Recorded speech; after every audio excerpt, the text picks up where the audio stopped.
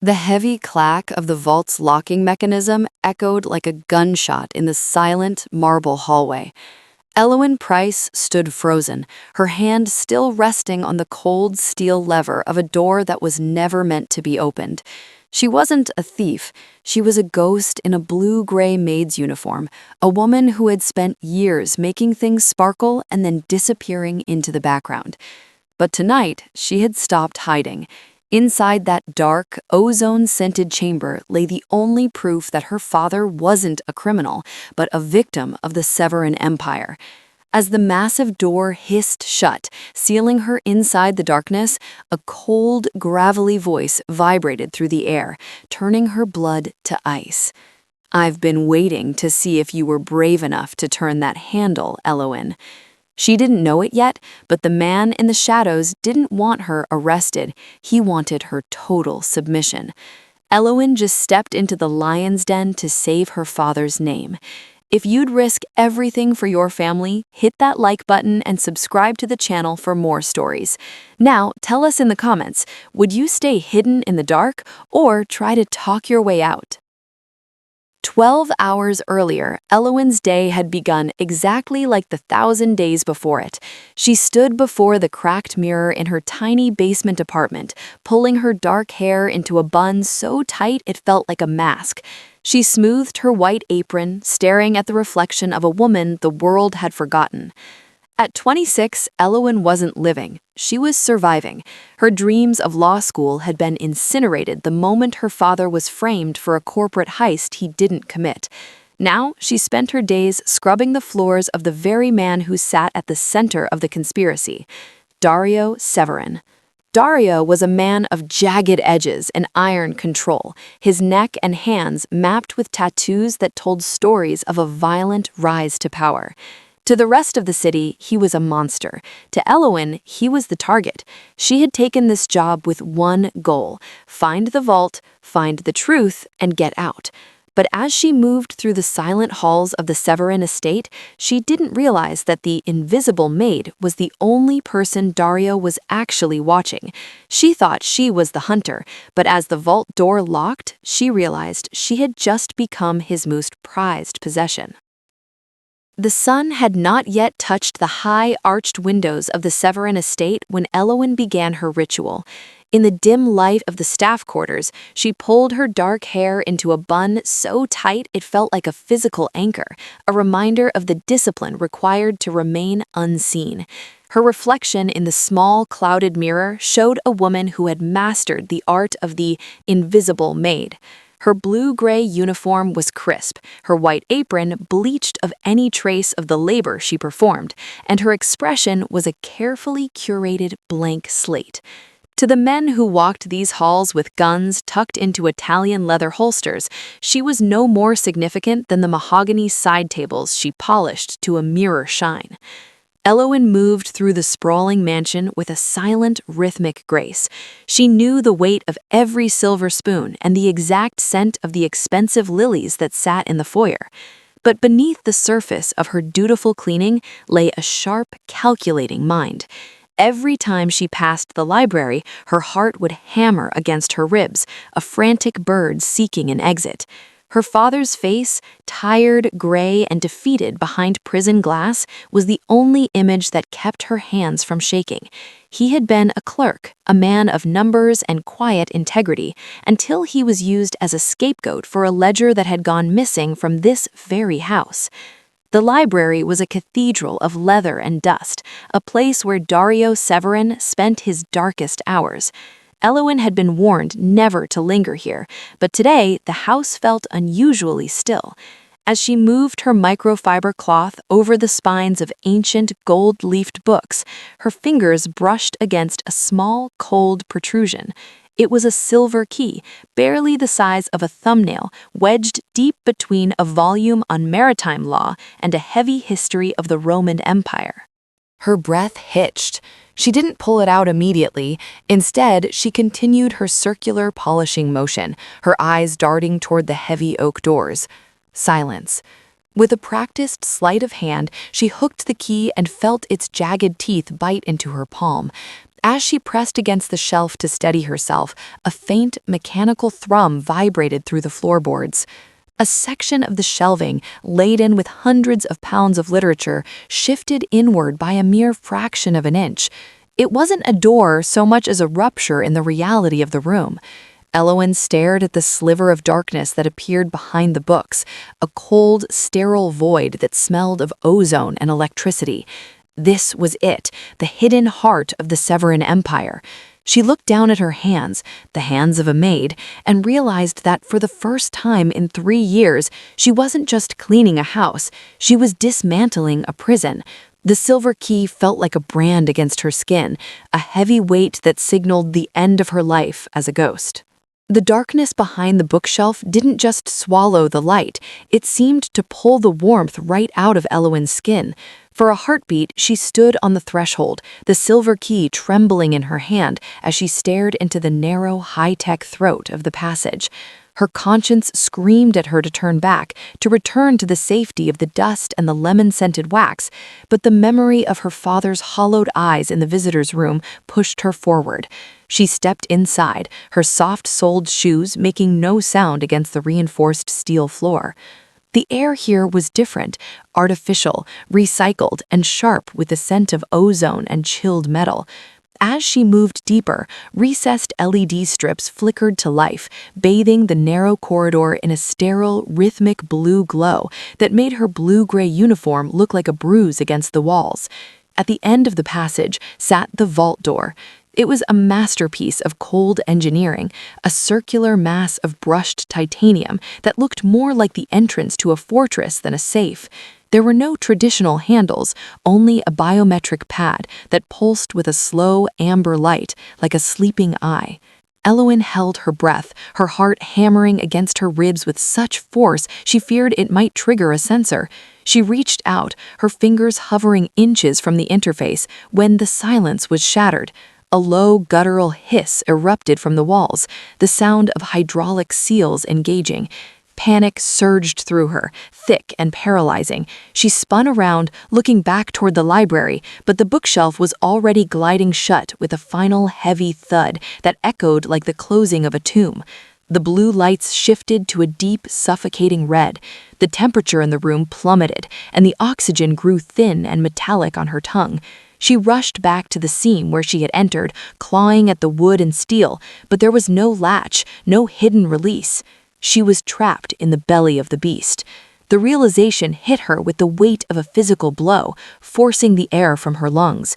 This wasn't just a room, it was a vacuum, a steel trap designed to hold what was precious and destroy what was not. As she leaned her forehead against the freezing metal of the door, the silence of the vault was replaced by a soft digital chime. A speaker hidden in the ceiling crackled to life, and the sound of a slow, deliberate clap echoed through the chamber. Elowen realized then that she hadn't found the secret had found her. The digital applause died away, leaving a silence so heavy it felt like it was pressing the oxygen out of the small red-lit chamber. Elowen stood paralyzed, her back against the sealed entrance, staring into the dark corners of the vault, where the shadows seemed to pulse. Then a voice emerged, not from the speakers, but from the darkness itself. It was a low, velvet rasp that carried the weight of absolute authority. "You're late, Elowen. I expected you to find the silver key 3 weeks ago." From the deepest corner of the vault, Dario Severin stepped into the crimson light. He didn't look like a man who had just caught a thief. He looked like a king who had finally cornered a long-tracked prey. He moved with a predatory stillness, his fitted gray shirt straining against his muscular frame, the tattoos on his neck creeping up like dark vines into his jawline. He didn't stop until he was inches away, his height looming over her, casting a shadow that swallowed her whole. I was just cleaning," Elowen whispered, the lie tasting like ash on her tongue. Her pride fought to keep her head up, even as her knees threatened to buckle. Dario tilted his head, his cold gray eyes scanning her face with terrifying intensity. "Don't insult us both. I watched you study the library's layout for months. I watched you skip your lunch breaks to linger near the East Wing. I even watched you hesitate before you finally took the key today."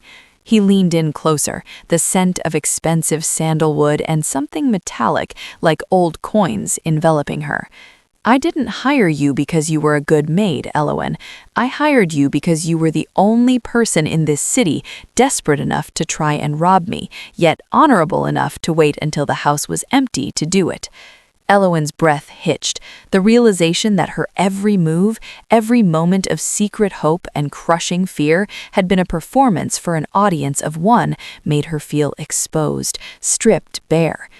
"You let me find it," she breathed. "I tested you," Dario corrected, his voice dropping to a dangerous whisper. He reached out, his large tattooed hand hovering near her throat before his fingers caught a stray lock of hair that had escaped her tight bun. "In my world, everyone wants something from me, but you want justice. That makes you dangerous, and it makes you useful." He stepped back just enough to let her breathe, but his gaze remained a shackle. "The door's only open with my word now. You looked for the truth, little bird. Now that you've found it, you'll find that the truth has a price. From this moment on, you don't work for the estate.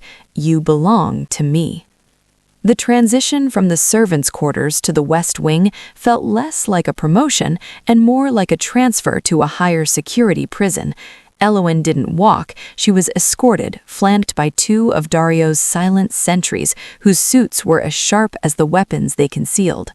As they moved through the mansion, the familiar scent of floor wax and lemon oil, the smells of her labor, faded, replaced by the heavy, cloying fragrance of expensive jasmine and old money. When the double mahogany doors of her new suite swung open, the opulence felt like a physical weight. The floors were covered in silk Persian rugs, and the bed was a mountain of velvet and high thread-count linens. A wardrobe stood open, not with the stiff blue-gray polyester of her maid's uniforms, but with soft cashmeres, tailored silks, and evening gowns that cost more than her father's annual salary. Elowen stood in the center of the room, her hands instinctively clutching the edges of her white apron, the last piece of her old life she still wore. "You can take that off now," a voice drawled from the doorway. Dario stood there, leaning against the frame with a casual dominance that set her nerves on fire. He had discarded his gray shirt for a black silk one, the top buttons undone to reveal the dark ink of a hawk's wing on his collarbone. "I don't understand," Elowen said, her voice sounding small against the high ceilings. Dario stepped into the room, his presence shrinking the vast space until it felt as intimate as the vault. "In the cellar, you're just a prisoner. Here, you're an investment. You think those documents are the only secrets in this house? You were looking for a paper trail, Elowen, but I'm going to show you the blood that wrote it." He gestured to the window, which looked out over the sprawling, iron-fenced estate. "The gates are locked. The guards have your picture. You have everything you could ever want, food, clothes, safety, except the one thing you came here to steal, your freedom." He walked towards her, stopping only when the heat from his body radiated against her. His hand reached out, his thumb tracing the line of her jaw with a terrifyingly soft touch. "You're no longer the help, Elowen. You're my guest, and in this house, the guests stay until the host is finished with them." As he turned and left, the click of the lock from the outside was soft, but it echoed in her chest like a gavel. She was trapped in a cage of gold, and for the first time, Elowen realized that being invisible was her only true protection. Now she was the center of Dario Severin's world, and she had never felt more lost. The velvet silence of the West Wing was broken only by the soft chime of a silver bell, signaling a dinner that Elowen had no appetite for. She sat at the edge of the expansive bed, the heavy silk of her new gown feeling like a shroud, when the door opened without a knock. Dario stepped in, holding a weathered leather folder that looked jarringly out of place against his immaculate black attire. He didn't offer a greeting, he simply tossed the folder onto the bed beside her. "Open it," he commanded, his voice a low vibration that seemed to pull the air from the room. Elowen's fingers trembled as she pulled the string. Inside were the very life insurance documents and corporate ledgers she had risked her life to find, the papers that had vanished the night her father was led away in handcuffs. But as she scanned the pages, she saw notations in the margins she didn't recognize, written in a sharp, aggressive hand. "My father didn't steal that money," she whispered, her eyes stinging as she looked up at him. "He was the one who flagged the discrepancy. He was trying to stop it." "I know," Dario said, walking toward her until he stood so close she could see the pulse thrumming in his tattooed neck. "I've known since the day I bought the debt your family was forced to carry. Your father wasn't just a scapegoat for the city, he was a liability for a man named Julian Vane, my predecessor's rival. Vane wanted those documents buried so deep they'd never see the light of day." Elowen felt the world tilt. "Then why keep me here? If you have them, why let me spend years scrubbing floors and dreaming of a vault that was already empty of hope?" Dario leaned down, his face inches from hers, his gray eyes burning with a sudden dark intensity. "Because I didn't hire a maid, Elowen. I hired a bloodhound. I needed to know if the daughter of the man who almost took down a syndicate had the same fire in her veins. Vane is still out there, and he's coming for what's in that folder. He thinks I have a weakness because I've kept you alive, but he doesn't realize you're the only one who can translate the codes your father left in those margins."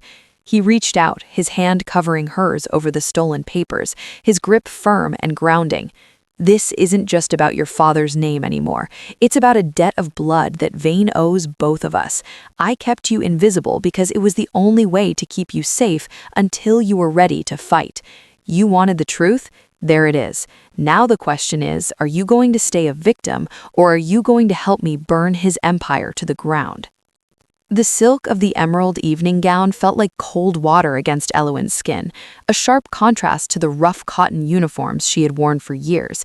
As she stood before the mirror, she barely recognized the woman staring back. The tight bun was gone, replaced by soft waves that framed a face hardened by a new, dangerous resolve. She wasn't going into this room to serve drinks or clear plates. She was going in as the only person who could see through the masks of the men who had ruined her father. Dario appeared behind her, his reflection a dark, commanding presence. He adjusted the diamond-crusted cufflink at his wrist, his eyes meeting hers in the glass. "Tonight, you are not Elowen the maid. You are my consultant. You will sit on my right hand, and you will not say a word. Just listen to the cadence of their lies. Your father taught you how to find the rot in the numbers. I need you to find the rot in their voices." The grand dining hall was a sea of black ties and forced laughter, the air thick with the smell of expensive cigars and heavy perfume. As they entered, the room fell into a jagged silence. The heads of the city's most powerful syndicates watched them with predatory curiosity. At the far end of the long mahogany table sat Julian Vane, a man with a smile as thin and cold as a razor blade. "Dario," Vane purred, his eyes sliding over Elowen with a dismissive hunger. "I see you've brought a new acquisition. I didn't realize you had a taste for help." Elowen felt the heat of an insult rise in her throat, but she felt Dario's hand settle firmly on the small of her back, a silent command for restraint. They took their seats, and the meal commenced like a choreographed play. While the men discussed territories and profit margins, Elowen's eyes remained lowered, her ears tuned to the subtle shifts in the room. She noticed how Vane's fingers tapped a frantic, irregular rhythm on the table whenever the missing insurance ledgers were mentioned. She heard the slight tremor in the voice of the city's lead auditor when he looked at Dario. She wasn't looking for a weapon, she was looking for fear. Halfway through the third course, Vane leaned forward, his voice dropping to a conspiratorial whisper. "The shadows are getting crowded, Dario. Perhaps it's time we clear the air about that old debt." Dario didn't blink. He reached out and took Elowen's hand, his thumb tracing a slow, deliberate circle over her knuckles. "The debt is already being settled, Julian, from the inside out." Elowen caught the flicker of genuine terror in Vane's eyes, a split second where the predator realized he was being hunted. In that moment, the power dynamic of the room shifted. She wasn't a guest or a maid. She was the secret weapon Dario had promised, the living ghost of a crime they thought they'd buried. The adrenaline of the dinner party ebbed away, leaving a hollow ache in its wake. Back within the hushed confines of the West Wing, the opulence felt more suffocating than ever. Elowen stood by the balcony, the emerald silk of her dress pooled around her feet like a dying flame. She heard the door click, not locked this time, and the heavy, rhythmic tread of Dario entering the room. He had stripped off his suit jacket and tie, the black silk shirt unbuttoned halfway down his chest. He looked exhausted, the sharp edges of his public persona dulled by the late hour. Without a word, he moved toward the sideboard and poured 2 fingers of amber liquid into a glass, but he didn't drink. Instead, he stood by the window, staring out at the iron gates that kept the world at bay. "Vane will move soon," he said, his voice barely a murmur. "He knows you're the key to the ledger, and he knows I won't give you up." Elowen turned, watching the moonlight catch the dark ink on his skin. "Why do you have so many?" she asked softly, gesturing to the tattoos that disappeared beneath his sleeves. "Is it for the image? To scare people?" Dario looked down at his hands, a ghost of a bitter smile touching his lips. He rolled up his sleeves, revealing a jagged white line that cut through the intricate ink on his forearm, a scar that looked like a lightning bolt. "This one was from my father," he said, his voice devoid of emotion. "He wanted me to understand that in this life, you are either the hammer or the anvil. The tattoos, they're just the marks I chose to cover the marks I didn't." He sat on the edge of a velvet chair, the posture of the dominant boss slipping away to reveal a man weighed down by the very crown he wore. He pointed to a small, faded marking near his pulse point, a simple set of coordinates. "That was the tenement where I grew up. I thought if I gained enough power, I'd never have to go back. But the higher you climb, Elowen, the smaller the ledge becomes." For the first time, Elowen didn't see a captor or a mafia king. She saw a mirror. She saw a man who had been forced into a role by a debt of blood, just as she had been forced into the role of a maid by a debt of money. He was as much a prisoner of these marble walls and iron gates as she was. "You're not the hammer, Dario," she said, stepping closer until she could see the weariness in his gray eyes. "You're not the anvil. You're just the wall everyone keeps hitting." Dario looked up at her, and the coldness in his gaze finally cracked. He didn't reach for her with authority. He reached for her with a quiet, desperate need for connection. As his hand found hers, the tattoos and the scars blurred together. In the silence of the gilded cage, 2 prisoners finally recognized one another. The fragile peace of the midnight hour was shattered not by a voice, but by the bone-shaking vibration at the explosion at the perimeter gates. The heavy silk curtains of the West Wing danced violently as the shock wave rattled the glass. Elowen scrambled from the bed, her heart a frantic percussion against her ribs. Screams and the rhythmic pop of gunfire erupted from the gardens below. Julian Vane had come to collect his debt. Before she could reach the door, it burst open. Dario stood there, a smear of soot across his cheek and a heavy handgun gripped in his tattooed fist. He wasn't the weary man from the hour before. He was the ironclad boss once more, his eyes flashing with a desperate, cold fire. "The north wall is down," he barked, grabbing her arm and pulling her toward the library. "Vane's men are inside the house. They aren't here for the ledger anymore, Elowen. They're here to erase everyone who has seen it." They reached the library just as the sound of boots thundered in the hallway behind them. Dario shoved the bookshelf open, the mechanical hum of the hidden door sounding agonizingly slow. He pushed the silver key into her hand, his fingers lingering on hers for a heartbeat. "Go," he commanded, his voice raw. "The vault has an independent oxygen supply and a secondary exit that leads to the old wine cellar off property. Use the key, seal the door from the inside, and don't come out until the sun is up. The documents are in the safe box. Take them and run." Elowen looked at the narrow, dark throat of the passage, the escape she had prayed for since the moment she arrived. She looked at the silver key, her ticket back to a life of invisibility and safety. Then she looked at Dario. He was stepping back into the library, positioning himself behind a heavy oak desk to face the doors alone. "What about you?" she whispered. "I'm the wall, remember?" he said, a grim, haunting smile touching his lips. "I keep them busy so you can get out." The library doors splintered under the weight of a ram. Elowen stood on the threshold of the vault, the cold air of the steel trap calling to her.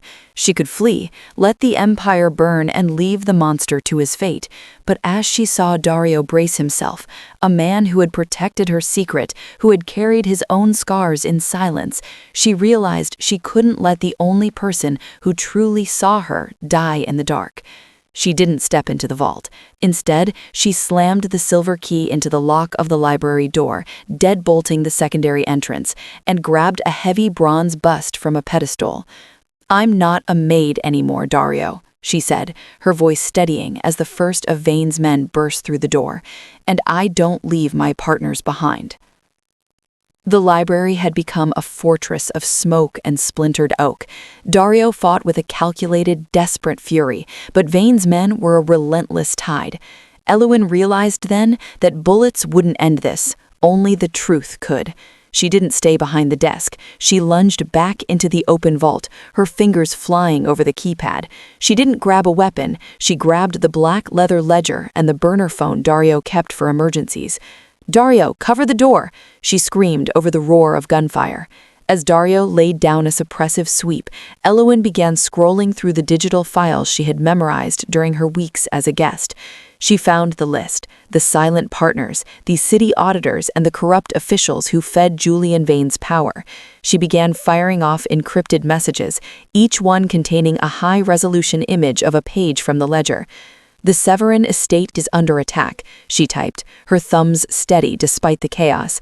"If Dario falls tonight, this ledger goes live to the federal servers in 5 minutes.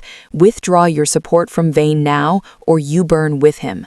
The effect was almost instantaneous. Outside, the coordinated rhythm of the assault faltered. Through the shattered library windows, Elowen saw Vane's lead tactical team pause, their earpieces buzzing with frantic orders from their real bosses, the men in high-rise offices who couldn't afford to have their names linked to a massacre. Julian Vane burst through the primary doors, his face a mask of panicked rage. "What are you doing? Finish them!" he roared at his men. But they didn't move. Their phones were glowing in their hands, relaying the terrifying news that their funding had been cut and their immunity revoked. Elowen stepped out from the shadow of the vault, the ledger held high like a shield. "The war is over, Julian," she said, her voice cutting through the ringing silence. "Your allies just realized that you're a liability they can no longer afford. You wanted the secrets in this vault? Here they are. They just happen to be the ones that destroy you." Vane looked around the room, realizing he was suddenly a man alone in a den of lions. Dario stood up, his shirt torn and bloodied, but his gaze as sharp as a blade. He didn't fire. He didn't have to. The power of the vault hadn't been the steel or the gold. It was the leverage Elowen had the courage to use. As the sirens of the city's few honest precincts began to wail in the distance, Vane dropped his weapon. The tide hadn't just turned, it had gone out, leaving the predator stranded on a shore of his own making. Elowen looked at Dario, and for the first time, the Shadow Queen saw the light of a new beginning in his eyes. 18 months later, the morning sun poured into the library of the Severin estate, but the atmosphere had shifted from one of oppressive secrecy to one of light and purpose. The hidden door behind the bookshelf was still there, but it remained open, the vault inside now serving as an archive for the city's reformation. Elowen stood by the mahogany desk, no longer in a blue-gray uniform, but in a sharp, tailored suit that commanded the room. Dario entered, the heavy tread of his boots softened by the plush rugs. He held the original leather folder, the one containing her father's cleared name and the insurance documents that had once been her only reason for living. He placed them on the desk between them, his gaze steady and stripped of the cold dominance he once used as armor. "The legal team finished the filings this morning," Dario said, his voice a low, warm rasp. "Your father is home, Elowen. The debt is paid, the gates are open, and there is a car waiting to take you wherever you want to go. You are free." Elowen looked down at the papers that had cost her 3 years of her life. She thought of the woman who had walked into this house as a ghost, desperate and alone. She looked at Dario's hands. The same hands that had locked the vault were now the hands that had helped her rebuild her father's life. I spent my whole life being told where I belonged, Eloen said softly, meeting his gray eyes. First by my father's enemies, then by his debts, and then by you. But when the doors were locked and the world was burning, you didn't treat me like a possession. You treated me like a partner. She pushed the folder aside, not as a rejection of her past, but as an acceptance of her future. I'm staying, Dario, but not as your guest, and certainly not as your maid. We're going to finish what we started. We're going to clean up this city from the inside out. Dario didn't smile, but a rare light of respect and something deeper, something human, flickered in his eyes. He reached out, not to claim her, but to offer his hand. In that moment, the true lesson of the vault was revealed. Value isn't found in the gold or the ledgers people try to hide, but in the integrity of the people they try to keep out. True power isn't about who you can lock up, it's about who you can trust when the doors are finally wide open. Eloen went in as a maid and came out as a partner. If you believe that true strength comes from the heart, share this story, like, and subscribe to the channel. What would you do if you had the keys to the world's biggest secrets? Thank you for listening. See you in the next one.